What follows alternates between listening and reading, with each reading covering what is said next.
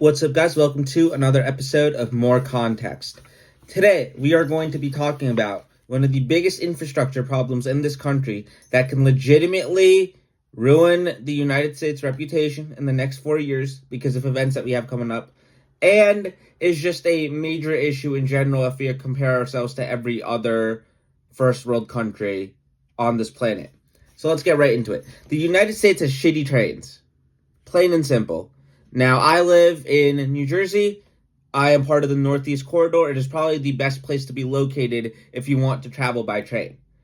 At the same time, this summer, the NJ Transit has had one of the worst years of its existence when it comes to train cancellations, delays, everything like that, to the point where they offered everybody a week of free ridership, and then trains were delayed on top of that. Last week, I was getting on an Amtrak train supposed to leave at 7:40. That train did not arrive to my station until 8:40, and there were trains that were supposed to be there at 6:40 that were arriving at 8, 8:30, 9, whatever have you. They were that delayed. And that is why no one really wants to travel by train anymore unless they absolutely have to. Now, if you're someone that lives in Boston and has to come to New York or Philly or Washington weekly, bi-weekly, couple times a month, whatever have you, for meetings, obviously you're going to want to take the Amtrak Northeast Corridor or the Acela, because it is legitimately one of the most important things that we have in this country. According to Amtrak's numbers, they handle a lot of our GDP production compared to any other area in the world or in the country. But it has gotten so bad over the last 100 years, and it's starting to get better now. So we'll get into all of that, and we'll also get into why this relates to sports. For some background, before World War II, the United States had the best train system in the country. We already had lines from Chicago to Denver going over the Rockies, things like that. They had already established some legitimately impressive constructional feats for that time period. The Northeast Corridor rail tracks existed, and a lot of things like that. Now, after World War II, when Dwight Eisenhower was president, he created the Federal Aviation Administration, which, promoted air travel and made it safer. And his administration also committed $25 billion to highways, which created our national highway system, which once again is a phenomenal idea to have the foresight to create in the 1950s, because that's why we have I-95, I-10, all the 10s and 5s highways that you see everywhere if you travel by car. Those were created in the 1950s. This led to cars and planes obviously becoming the most incentivized means of travel. If you could get somewhere in 4 or 5 hours by driving, you would do that. Anything more, you take a plane, and it would obviously be cut down in time.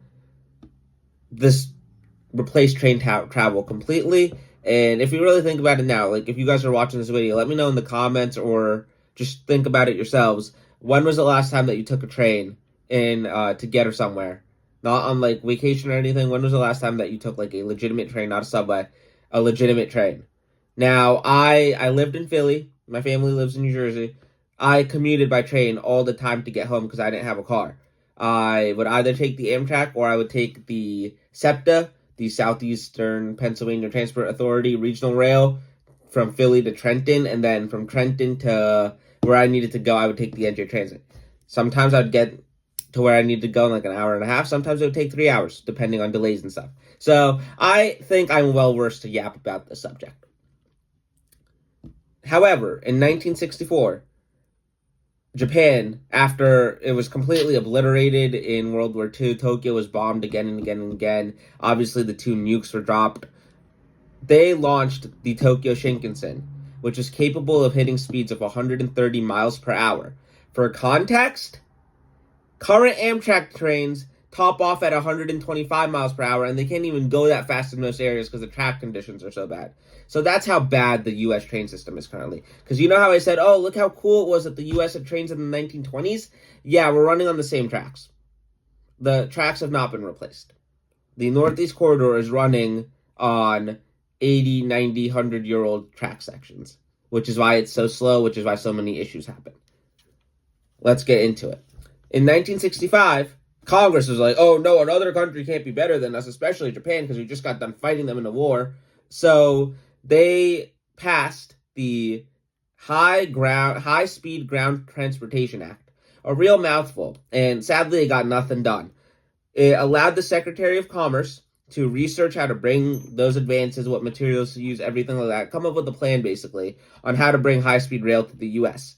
And it was passed by Lyndon B. Johnson, who said that he would make public transportation a better servant of the people.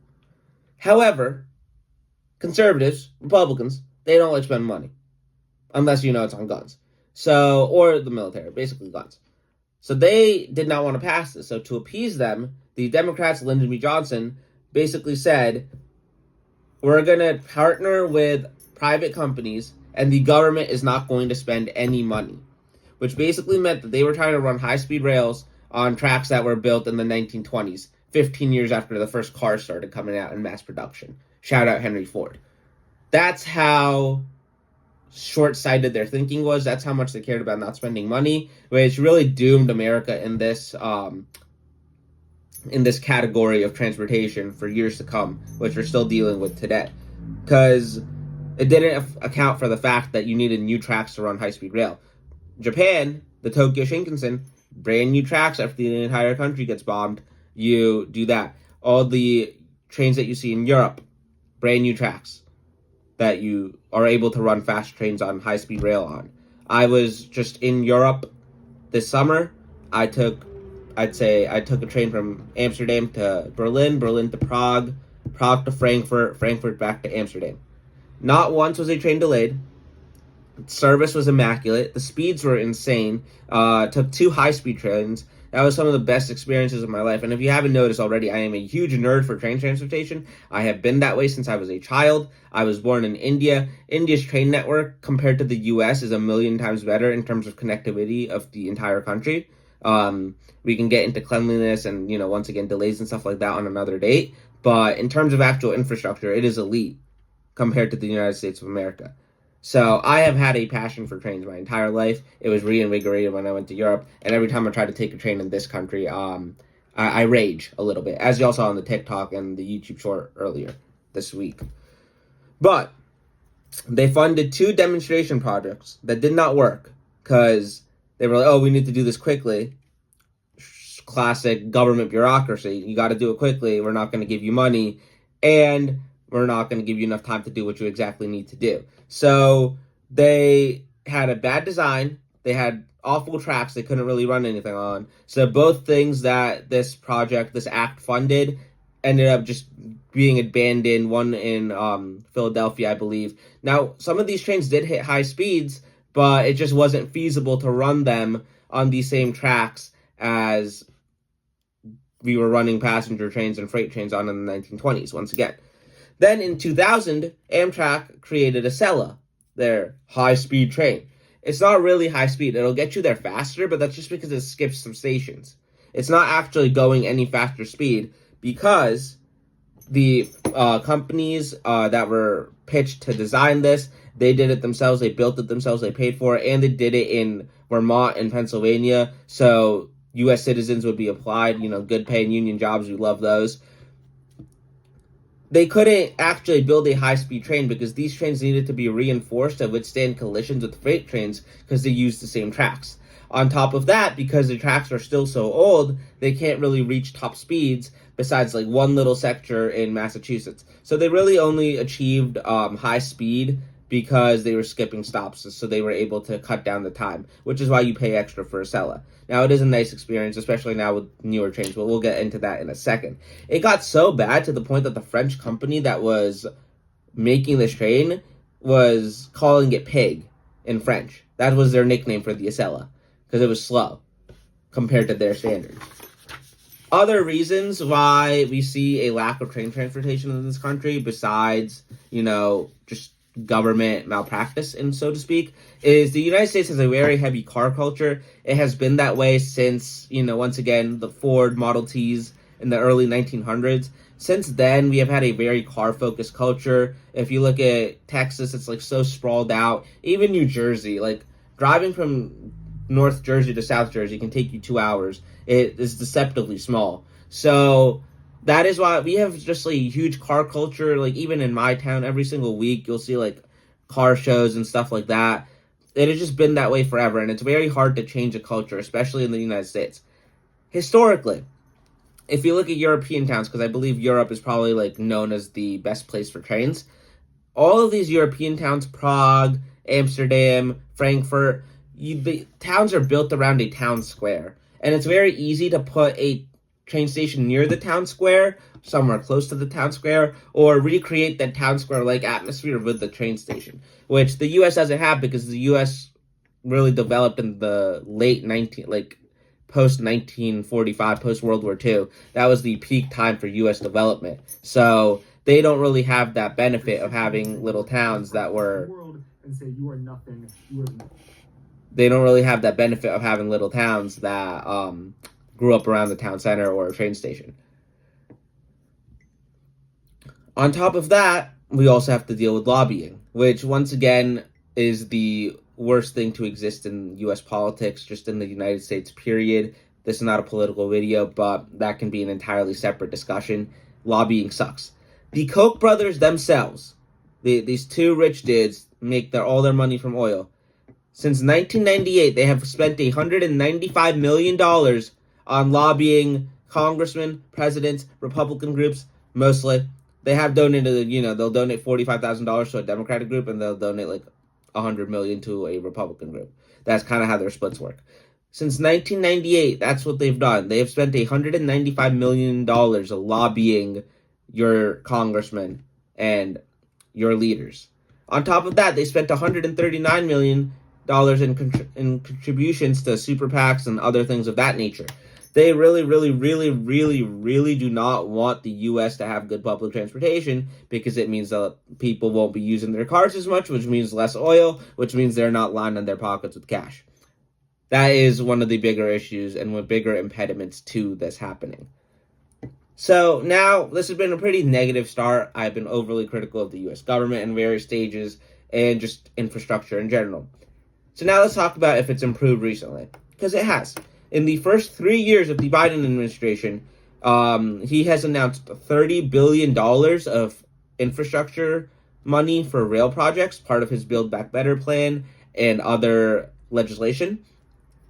Included in that $30 billion, $16 billion has been earmarked for the Northeast Corridor and improvements to that line, which we've seen with brand new Amtrak trains, brand new Acela trains, and we have seen stations get a major uplift. 30th Street Station is getting uplifted. Moynihan Train Hall is a part of this. So it has been a major upgrade in that endeavor.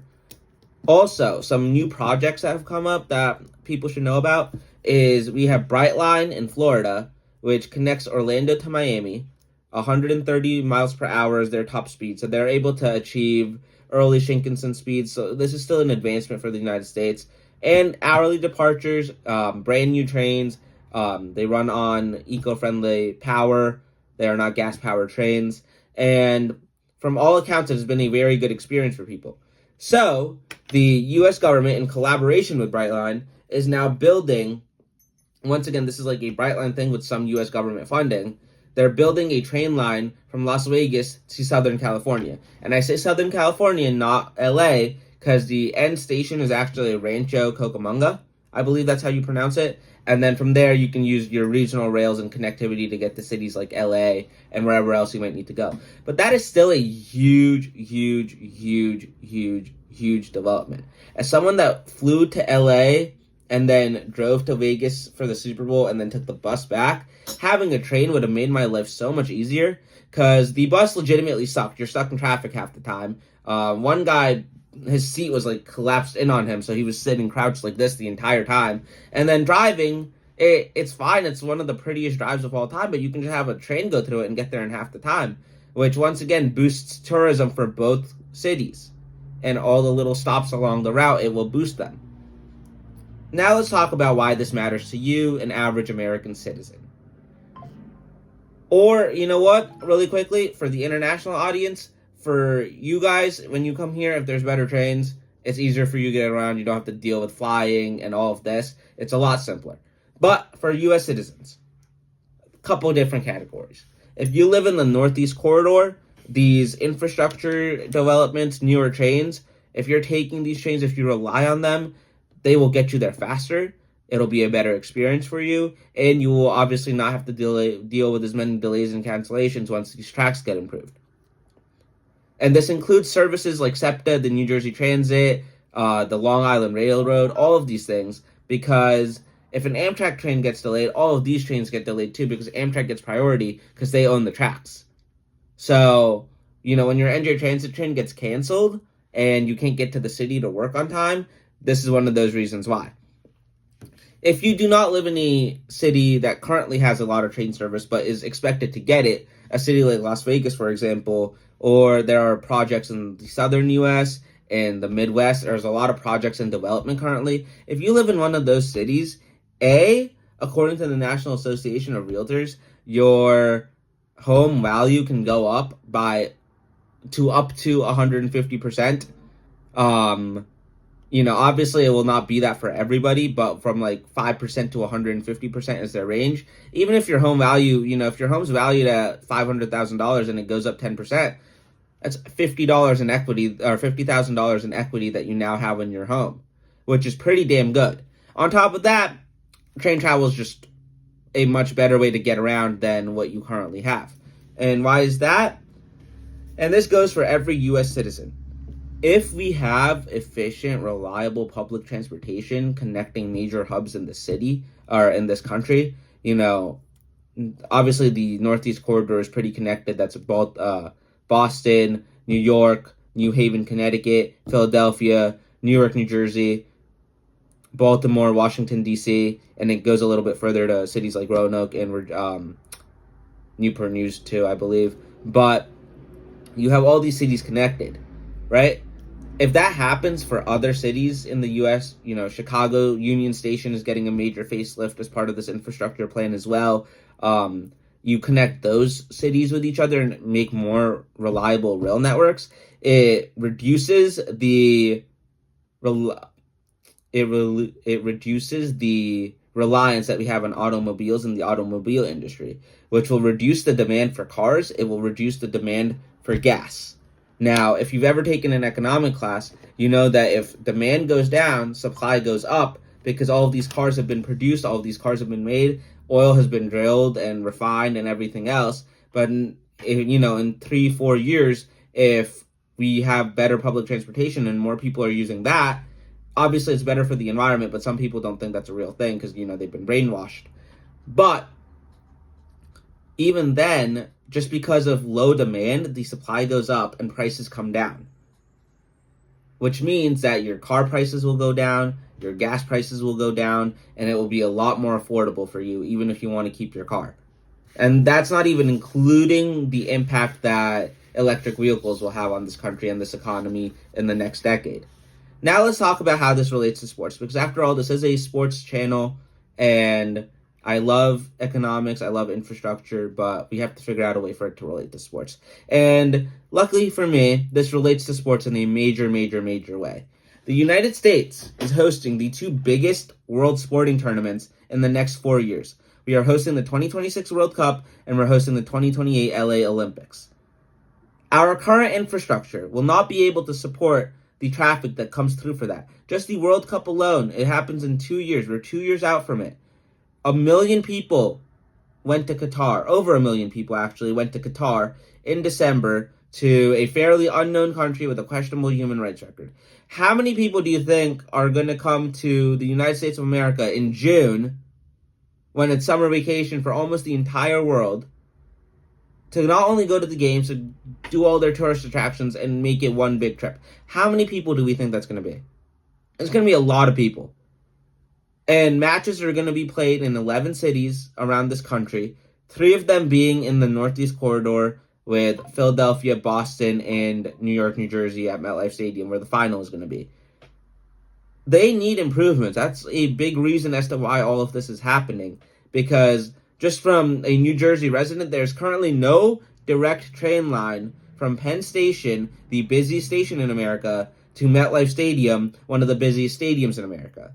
So, when there's a Beyonce concert, a Taylor Swift concert, not to mention an NFL game, because 2 NFL teams play there, it is an absolute shit show at Secaucus Station. Because if you're traveling from New Jersey via public transit, you're going to have to go to Secaucus and then get on the direct line to the stadium. if you're traveling from New York, you're going to have to take the NJ Transit one stop from Penn Station to Secaucus and then get on the stadium line. There is no direct stadium line from anywhere in New Jersey to MetLife Stadium and anywhere in New York to MetLife Stadium currently, which is a gross malpractice in planning when it comes to that stadium.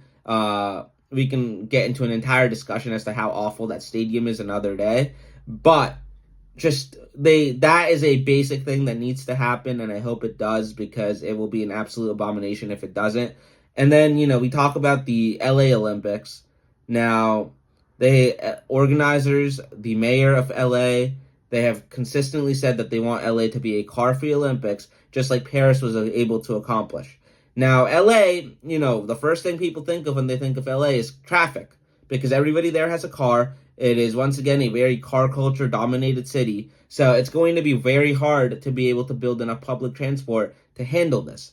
However, since there are venues all over LA and the surrounding suburbs and neighborhoods, they are going to need it. Otherwise, no one's going to get anywhere on time. So what have they planned for it as of right now?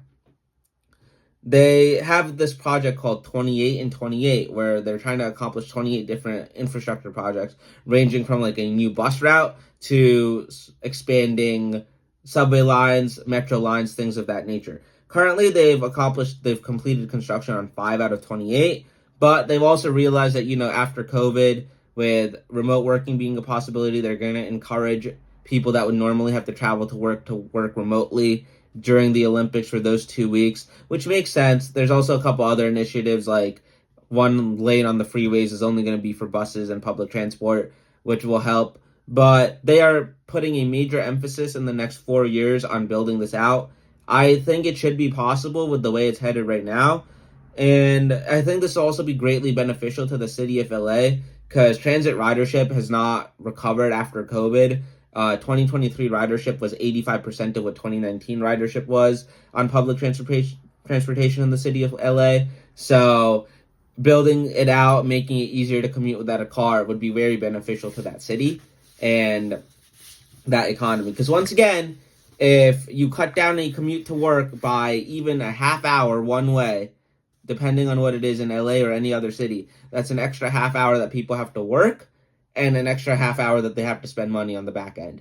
Like, it legitimately improves their lives, it improves their office lives, and it improves the economy because people have more time and are saving more time, and they're still spending money on your train tickets and giving back to the economy. So, in conclusion, due to aging infrastructure, lobbyists, and American car culture, public transportation, especially trains, have taken a huge hit over the last century in the United States of America, to the point where we are now, which I would believe is a low point in public transportation in this country.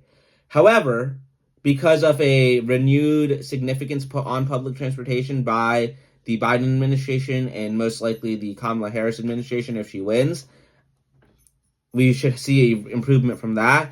And because of the events that we're hosting, the 2026 World Cup, the 2028 Olympics, for California in particular, LA is also hosting the 2027 Super Bowl. So they believe that the World Cup games and the Super Bowl will be like a dry run for what they need to do for LA Olympics 2028, because obviously that's a lot more chaotic with a lot more different things going on.